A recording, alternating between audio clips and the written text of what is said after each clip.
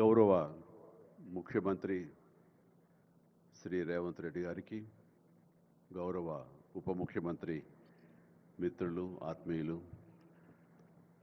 బట్టి విక్రమార్క గారికి, ఇతర దిగ్గజాలకి, ఆహ్వానితులకు ప్రతి ఒక్కరికి నా హృదయపూర్వక నమస్కారాలు. తెలుగులో మాట్లాడడం కొంచెం చేంజ్ ఉంది కదా మీ చెవులకి.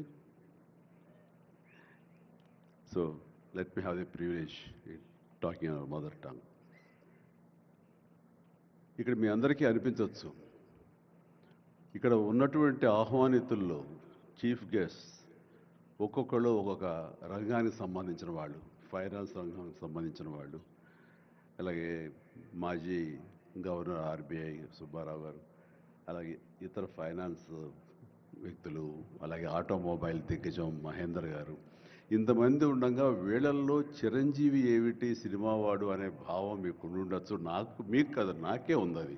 నేను ఎంతో ఇక్కడ ఫిట్ అవుతాను అనే నాకే అనిపించచ్చు. కానీ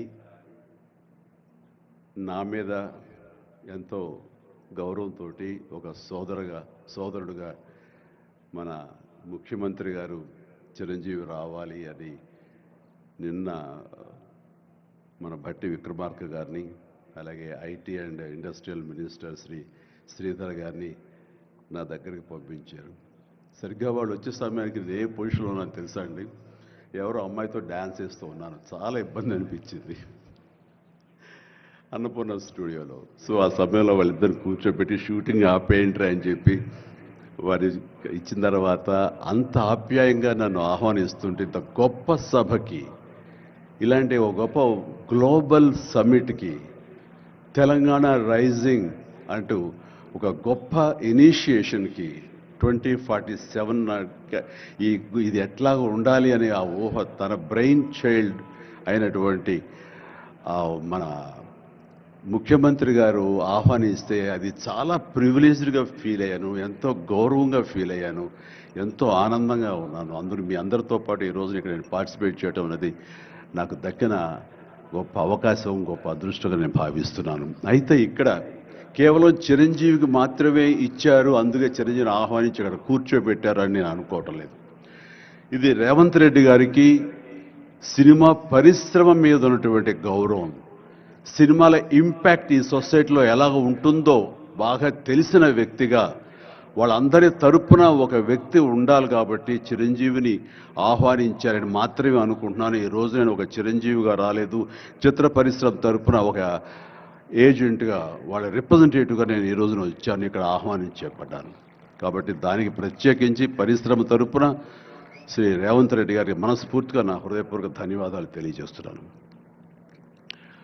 సార్, మీకు గుర్తుంటే మీరు ప్రభుత్వం ఏర్పాటు చేసిన కొత్తల్లో మొదటి వారంలోనే ఎప్పుడో నేను మిమ్మల్ని అభినందించడానికి నేను వచ్చినప్పుడు మీరు నాతో అన్న మొట్టమొదటి మాట, ఈ హైదరాబాద్ని ఫిలిం హబ్గా చేయాలి, అదేదో ఒక తెలుగు ఇండస్ట్రీ వరకో, లేకపోతే సౌత్ ఇండియన్ ఫిలిం ఇండస్ట్రీ వరకో, లేకపోతే భారతీయ వరకో కాదు, గ్లోబల్ మనకి ఏమి తక్కువ అని, ఇక్కడ ఏ వనరులు తక్కువ అని చెప్పేసి, ఏ ఎంకరేజ్మెంట్ తక్కువ అని చెప్పేసి మనం ఎందుకు చేయలేకపోతున్నాం, ఎందుకు కొన్ని తెలుగు ఫిలిమ్స్ ఒక లాంగ్వేజ్కే మనం కన్ఫైన్డ్ అయ్యాం.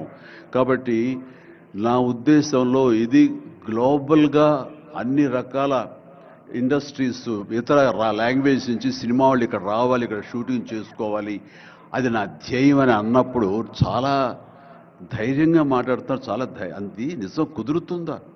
ఎక్కడి నుంచో ఇతర దేశాల నుంచి వచ్చి ఇక్కడ షూటింగ్ చేయటం అన్నది, నేను టూరిజం మినిస్టర్గా ఉన్నప్పుడు ఫిలిం టూరిజంగా ఇక్కడ ఎంతోమంది ఆహ్వానించడానికి ఎంతో శ్రమపడ్డాం, ఎంతో కష్టించాం. కానీ ఇక్కడ ఉన్నటువంటి అట్మాస్ఫియర్ కానీ ఎంకరేజ్మెంట్ కానీ ఆయా గవర్నమెంట్లు అంత లేకుండా ఉండటంతో అది అంత పూర్తిగా సఫలీకృతం కాలేకపోయాం.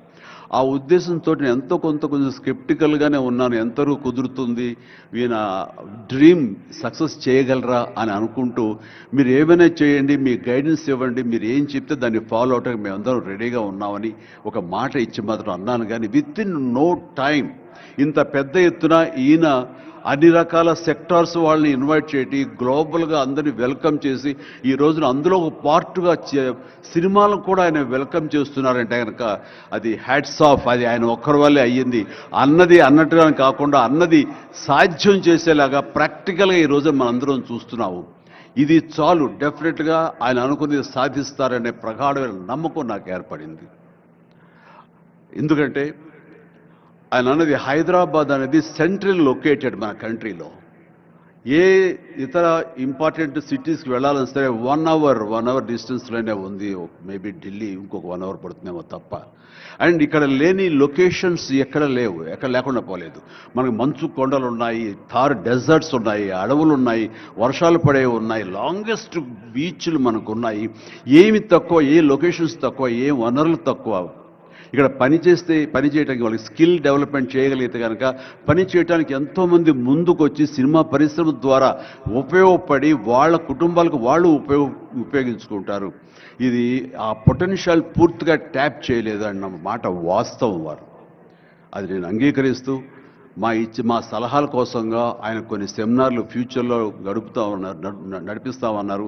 ఇప్పుడు కూడా అలాంటి చిన్న సెమినార్లు మా పెద్దల మధ్య, సినిమా పెద్దల మధ్య జరిగింది. అయితే ఇది కాంప్రహెన్సివ్గా కన్సాలిడేట్గా జరిగేలాగా విత్ ఇన్ షార్ట్ టైం మేము అందరూ కూడా ముందుకు వస్తాము. ఇక్కడ ప్రపంచానికే ఇది అద్భుతమైనటువంటి సినిమా హబ్గా హైదరాబాద్ని చేయటంలో మేమందరం ముందుంటాము. అండ్ ఈ రోజున చూస్తే కనుక బాలీవుడ్ నుంచి సల్మాన్ ఖాన్, అజయ్ దేవ్గన్లు వచ్చి ఇక్కడ మేము స్మార్ట్ డిజిటల్గా కానీ అడ్వాన్స్డ్ ఫ్యూచరిస్టిక్ స్టూడియోస్ మేము ఇక్కడ పెడతామని అంటాం అన్నది ఇది శుభారంభం. ఇదే ఇన్స్పిరేషన్గా నేను కానీ, నాగార్జున కానీ, వెంకటేష్ కానీ, ఇతర హీరోలు కానీ, ఇతర ప్రొడ్యూసర్స్, నిర్మాతలు ఎంతోమంది ఈరోజు ఇక్కడ ఉన్నారు ఈ సభ్యుకుల్లో. వాళ్ళందరూ కూడా ముందుకొచ్చి చేయాలన్న ఒక కుతూహలం కానివ్వండి, అది పూర్తిగా ఛార్జ్ అయి ఉన్నారంటే ఎలాంటి అతిశయోక్తి లేదు.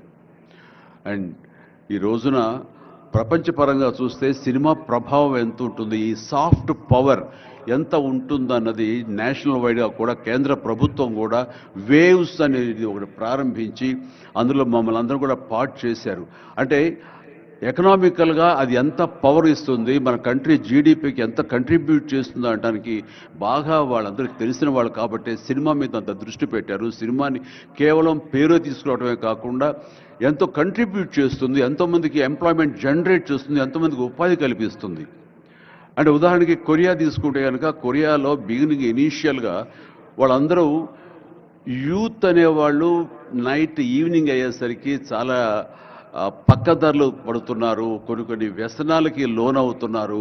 ఆ రకంగా యూత్ నిర్వీర్యమైపోతుంది. ఏం చేయాలంటాం వాళ్ళందరూ కలిపి వీళ్ళని ఎంటర్టైన్మెంట్ వైపు కనుక మనం డైవర్ట్ చేయగలిగితే, be it is music, be it is singing or films, ఇంకోటి ఇవన్నీ ఎంటర్టైన్మెంట్గా చేయగలిగితే కనుక వాళ్ళు ఆక్యుపై అయి ఉంటారు. తద్వారా వాళ్ళు ప్రోగ్రామ్స్ ఇవ్వగలుగుతుంటారు. వాళ్ళందరూ నిష్ణాతులయ్యి వాళ్ళ ఫ్యామిలీకి వాళ్ళు బాసటగా ఉంటారు. తద్వారా వాళ్ళ నుంచి జనరేట్ అయ్యి ఎంతో కొంత వాళ్ళు క్రైమ్ వైపు వెళ్లకుండా ఉంటారు. ఆ రకంగా క్రైమ్ రేట్ తగ్గించుకోవచ్చు అనే భావంతో కొరియన్ గవర్నమెంట్ స్టార్ట్ చేసింది. కానీ ఈ రోజున ప్రపంచపరంగా Korea K pop, K drama, K music అంటూ కొరియన్ వాళ్ళ ఎకానమీ, వాళ్ళ జీడిపికి ఎంతో కొంత కంట్రిబ్యూట్ చేస్తుంది. ఎన్నో బిలియన్స్ ఆఫ్ డాలర్స్ కంట్రిబ్యూట్ చేస్తుంది ఈ యొక్క సాఫ్ట్ పవర్ మ్యూజిక్ అన్నది. అలాగే జపాన్ కూడా యానిమే అని చెప్పేసి వాళ్ళు కూడా వాళ్ళ సాఫ్ట్వేర్, వాళ్ళ ఎంటర్టైన్మెంట్ సంబంధించి ఈ ఎంటర్టైన్మెంట్ యానిమేటెడ్ ఫిలిమ్స్ కూడా ఎంతో కొంత కంట్రిబ్యూట్ చేస్తుంది. అలాగా మీరు ఈ సినిమా ఇండస్ట్రీ మీద, సినిమా పరిశ్రమ మీద ఆల్ ఇండియా లెవెల్లోనూ ఇంటర్నేషనల్ లెవెల్లోనూ ఇక్కడ కనుక వెల్కమ్ చేయగలిగి వాళ్ళకి కావాల్సిన ఇన్ఫ్రాస్ట్రక్చర్ కనుక మీరు ఇక్కడ ప్రొవైడ్ చేయగలిగితే, చేస్తానికి మీరు ప్రిపేర్ అయి ఉన్నారు, చేయగలిగితే కాదు చేస్తున్నారు. దానికి మా నుంచి పార్టిసిపేషన్ కావాలి. ఉదాహరణకి బట్టి గారు నిన్న అన్నారు, సో మన ముఖ్యమంత్రి గారు మీ అందరికీ కూడాను ఇక్కడ ఏమి కావాలి, ఎలాంటి ఇన్ఫ్రాస్ట్రక్చర్ కావాలి, ఏ రకమైన వసతులు ఏర్పాటు చేయాలి అని చెప్పండి అన్నప్పుడు నాకు వెంటనే స్పాంటైనియస్గా తోచింది, నేను వారితో పార్టిసిపేట్ చేస్తాను. ఇక్కడ స్కిల్ డెవలప్మెంట్ కోసంగా మనకు కొన్ని ఇన్స్టిట్యూషన్స్ పెట్టాలి. అది డ్రైవర్ల దగ్గర నుంచి, మేకప్ మెన్ల దగ్గర నుంచి, కాస్ట్యూమర్స్ దగ్గర నుంచి, ఒక ఎడిటింగ్ దగ్గర నుంచి, సౌండ్ సిస్టమ్ దగ్గర నుంచి, కెమెరామెన్లు, డిఓపీలు, అండ్ యాక్టింగ్ సంబంధించిన స్కిల్స్ కానివ్వండి, అలాగే డైరెక్షన్ కానివ్వండి, వాట్ నాట్ ఎన్నో ఈ ఇండస్ట్రీలో ఎన్నో శాఖలు ఉన్నాయి. ఆ శాఖల్లో ఎంతోమంది ఎంతూజియాస్టిక్ కుర్రవాళ్ళు ఉన్నారు.